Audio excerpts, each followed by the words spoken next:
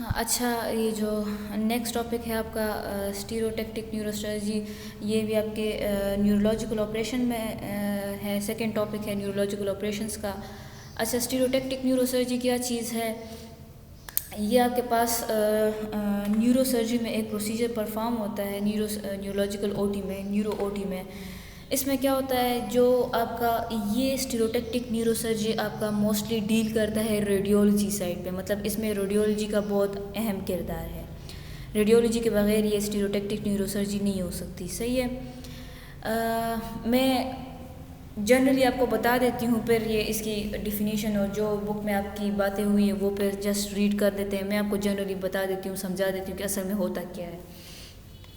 Stereotactic neurosurgery क्या है कि इसमें हम मालूम करते हैं एग्जैक्ट लोकेशन, मतलब ब्रेन में कोई एनोरिज्म है। अभी इससे पहले एक टॉपिक है वस्कुलर न्यूरोसर्जरी, उसमें मैंने आपको बता दिया कि ब्लड के वेसल्स में जब प्रॉब्लम्स आती है, उसमें एक मैंने प्रॉब्लम बताया था एवीएम और एक एनोरिज्म। तो जो एवीएम है, मतलब ब्रेन में ब्लड सप्लाई में कोई प्रॉब्लम आ गया, एवीएम आ गया या एनोरिज्म आ गया, ब्रेन एनोरिज्म आ गया, और या कोई ट्यूमर है ब्रेन में डिफरेंट पार्ट्स में ट्यूमर्स होते हैं आपके पास, जिसको हम न्यूरोप्लाज्म्स भी कहते हैं। Neuroplasm that is tumours.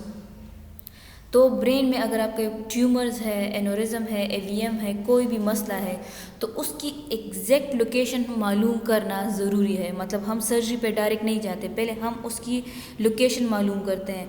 तो उस लोकेशन मालूम करने के लिए हम क्या करते हैं, हम स्टीरियोटैक्टिक न्यूरोसर्जरी यूज़ करते हैं। पहले क्या होता था कि स्टीरियोटैक्टिक न्यूरोसर्जरी में हम ये जो आपको मैकेनिकल फ्रेम नज़र आ रहा है, जिस पे कैलिब्रेशन भी है, कैलिबर्स नज़र आ रहे हैं आपको, जिसमें मतलब मेजरमेंट है। तो हम क्या करते थे स्टीरियोटैक्टिक न्यूरोसर्जरी में कि सर्जरी से पहले हम ये परफॉर्म करते थे। इसमें क्या करते थे हम कि पेशेंट के ब्रेन जो स्कल्प है उसके ऊपर हम ये फ्रेम लगा देते थे, और उस फ्रेम के ज़रिए हम इमेजेस देखते थे, एक्सरे इमेजेस, और उसके ज़रिए हम लोकेशन मालूम करते थे कि ब्रेन में, अच्छा ब्रेन में मतलब सेरेब्रम के अंदर कहीं जाके आपका ट्यूमर प्रेजेंट है, तो उसको हम मालूम करते थे कि अच्छा किस एंगल से हमें इंसिजन देना है, कितना हमें डीप जाना है, मतलब सेंटीमीटर और मिलीमीटर के हिसाब से हम पता लगाते थे कि हमें कितना डीप जाना है, कितना हमें इंसिजन लगाना है, किस साइड से जाना है, किस एंगल से जाना है, मतलब वो सब। क्योंकि ब्रेन आपके पास बहुत डेलिकेट ऑर्गन है, आपने ज़रा सा भी गड़बड़ कर दिया, थोड़ा सा इधर उधर हो गया आपका इंसिजन, तो आप पूरे इंसान के मतलब जिस पार्ट को, जिस नर्व्स को आपने डैमेज किया है, तो उस पार्ट को आप पैरालाइज कर दोगे। इतना तो पता होगा आपको कि ब्रेन में न्यूरॉन्स की इंजरी जो है वो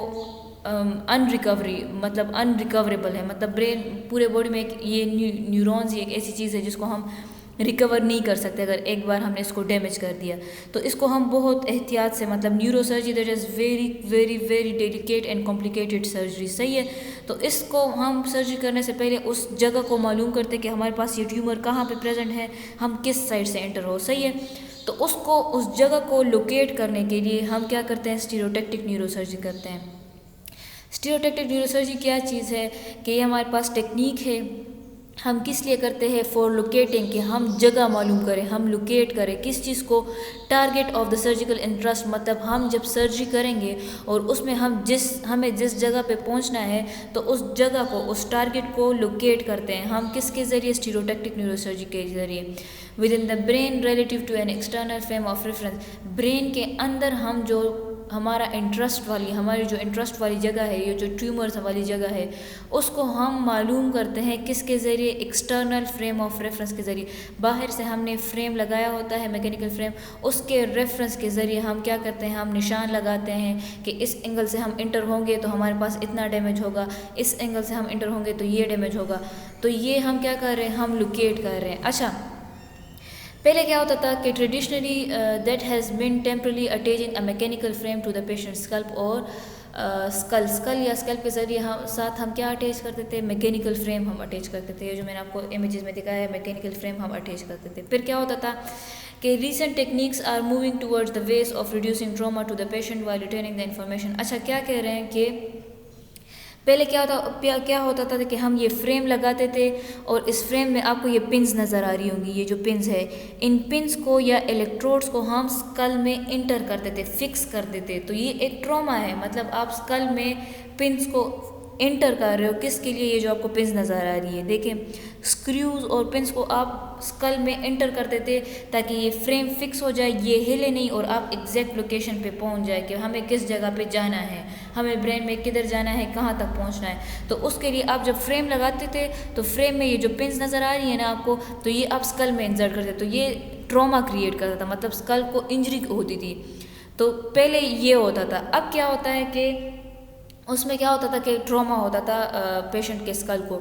अब क्या होता है कि अब advance computer tomography led to the rebirth of stereotactic for biopsy as a guide for resection. अब क्या होता है कि हम सीटी स्कैन यूज़ करते हैं। सीटी स्कैन के ज़रिए हमें 3D इमेज नज़र आ रहा होता है। सीटी स्कैन हमारे पास 3 डायमेंशनल इमेज शो करता है हमें, सही है।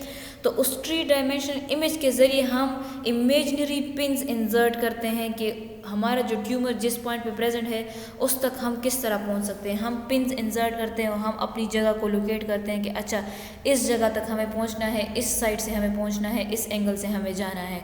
तो हम कंप्यूटर टोमोग्राफी सीटी के ज़रिए, सीटी स्कैन के ज़रिए हम 3 डायमेंशनल इमेज हमें नज़र आ रही होती है और उसमें हम कहते हैं कि अच्छा इस साइड से एंटर होगे तो यहाँ तक पहुँच जाओगे, इधर से हमें ट्यूमर को अप्रोच अच्छे से होगा। सो ये हमारे पास क्या चीज़ है, बिफोर द सर्जरी हम ब्रेन पे जब हम कोई ट्यूमर्स पे सर्जरी करते हैं तो हम पहले स्टीरियोटैक्टिक न्यूरो सर्जरी करते हैं। स्टीरियोटैक्टिक से हम क्या करते हैं कि हम एग्जैक्ट लोकेशन ट्यूमर की मालूम करते हैं 3 डायमेंशनल इमेजेस के ज़रिए, सीटी स्कैन के 3 डायमेंशनल इमेजेस के ज़रिए। पहले हम मैकेनिकल फ्रेम लगाते थे, अब हम इमेजेस के ज़रिए ही अपना टारगेट मालूम करते हैं, सही है। So that is a stereotactic neuro surgery, जो कि रेडियोलॉजी का टॉपिक है आपके बुक में। अच्छा, इसके बाद आपके पास एक दूसरा प्रोसीजर है, that is corpus colostomy. Corpus colostomy से पहले आपको पता होना चाहिए कि कॉर्पस कोलोसम है क्या चीज़। मैंने इससे पहले टॉपिक में आपको बताया था कि ब्रेन को हमने 3 पार्ट्स में डिवाइड किया है, that is fore brain, mid brain and hide brain. Fore brain का जो आपका टेलेंसेफेलॉन है ये आपके पास क्या है, दैट इज़ सेरेब्रम, सही है। फिर सेरेब्रम जो है आपके पास 2 इक्वल हाफ्स में डिस्ट्रीब्यूटेड है, एक है राइट सेरेब्रल हेमिस्फेयर, एक है लेफ्ट सेरेब्रल हेमिस्फेयर, सही है। अब ये जो 2 सेरेब्रल हेमिस्फेयर है इनको नीचे से एक टनल है, एक ब्रिज कह ले आप, कि उसने इन दोनों को कनेक्ट किया है।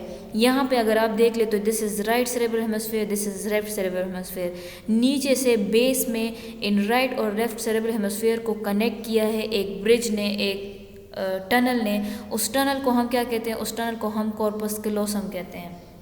अच्छा, अब कॉर्पस कैलोसम और प्रोसीजर का नाम क्या है, कॉर्पस कैलोस्टमी। मतलब इस कॉर्पस कैलोसम पे जब हम इंसिजन लगाते हैं, इस पे कट लगाते हैं, इसमें होल बनाते हैं, तो उसको हम क्या कहते हैं, corpus callostomy. The incision, making an incision above the corpus callosum, that is corpus callostomy. अच्छा, कॉर्पस कैलोस्टमी हम क्यों करते हैं, तो हम इसलिए करते हैं कि हमारे पास जब एपिलेप्सी होती है, एपिलेप्सी आपके पास एक न्यूरोलॉजिकल डिसऑर्डर है, न्यूरोलॉजिकल डिसऑर्डर है, ब्रेन का एक डिसऑर्डर है जिसमें क्या होता है कि आपके ब्रेन में एबनॉर्मल एक्टिविटी होती है। मतलब कोई इन्फेक्शन हो गया या कोई ट्यूमर है या कोई ट्रॉमा हो गया ब्रेन को, जिसकी वजह से अब ब्रेन एबनॉर्मल फंक्शन परफॉर्म कर रहा है, जिसमें वो हाथ और पाँव जो है वो टेढ़े वेढ़े हो जाते हैं और हिलने लगते हैं, वो एबनॉर्मल मूवमेंट्स होती है, जर्किंग होती है। आपने देखा होगा अक्सर इस तरह के पेशेंट्स होते हैं, एपिलेप्सी के पेशेंट होते हैं जिसमें अनयूजुअल बिहेवियर होता है, सेंसेशन होती है। तो उसमें क्या होता है, उसको ट्रीट करने के लिए हम क्या करते हैं, कॉर्पस कैलोस्टमी हमारे पास एक ऑप्शन होता है। अच्छा, corpus callosotomy is a palliative surgical procedure for the treatment of medically refractory epilepsy. ये हमारे पास एक पैलेटिव प्रोसीजर है। पैलेटिव मतलब पेन रिलीविंग प्रोसीजर, मतलब जो जिस मसले की वजह से पेन हो रहा है हम उस मसले को ट्रीट नहीं कर रहे, जस्ट हम उस पेन को ट्रीट कर रहे। तो palliative procedure is a, palliative का मतलब है पेन रिलीविंग प्रोसीजर, मतलब हम जस्ट पेन को रिलीव कर रहे हैं, जो मेन कॉज है उस पेन को काज करने का उसको हम ट्रीट नहीं कर रहे, सही है। अच्छा, हम किस में कर रहे हैं, रिफ्रैक्टरी एपिलेप्सी, मतलब जो ड्रग के लिए रेजिस्टेंट है, आप उसको ड्रग्स दे रहे हो, मेडिसिन दे रहे हो, और उस मेडिसिन से मतलब एपिलेप्सी बेसिकली आप एपिलेप्टिकल ड्रग्स दे रहे हो, लेकिन उनसे काम नहीं हो रहा, उससे ट्रीट नहीं हो रहा, वो रिफैक्ट्री है, बार बार हो रहा है, बार बार रिपीट हो रहा है, ड्रग रेजिस्टेंट है, ड्रग को वो रेजिस्ट कर रहा है, उसको वो कोई फ़ायदा नहीं दे रहा, तो फिर उन केसेस में हम क्या करते हैं कि हम कॉर्पस कैलोस्टमी पे जाते हैं, उस पेन को रिलीव करते हैं। In this procedure the corpus callosum, ये जो आपके पास कॉर्पस कैलोसम है या जो ब्रिज है राइट और लेफ्ट सेरेब्रल हेमिस्फीयर के बीच में, is cut through in an effort to limit the spread of epileptical activity between the two halves of the brain। उस कॉर्पस कैलोसम पे हम कट लगाते हैं, उसको हम कट देते हैं, किस वजह से देते हैं कि जो राइट और left half of the brain है, राइट और लेफ्ट सेरेब्रल हेमिस्फीयर के बीच में जो इंफॉर्मेशन यहाँ से वहाँ जा रही है थ्रू द कॉर्पस कैलोसम, और जिसकी वजह से ये एपिलेप्सी के जो अटैक्स है वो ज़्यादा हो रहे हैं, तो उसको हम कम करने के लिए क्या कर देते हैं, इस बीच में इंसिजन लगा देते हैं, तो right half of the brain से इंफॉर्मेशन नहीं जाएगा left half of the brain में, तो वो जो आपके पास एपिलेप्सी के जो अटैक्स है, जो चांसेस है वो कम हो जाएंगे।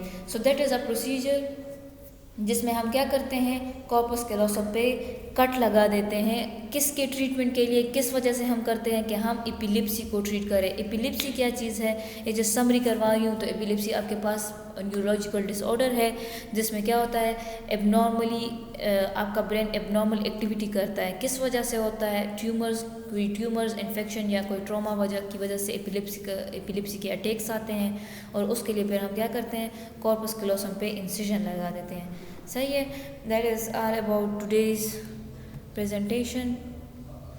Thank you.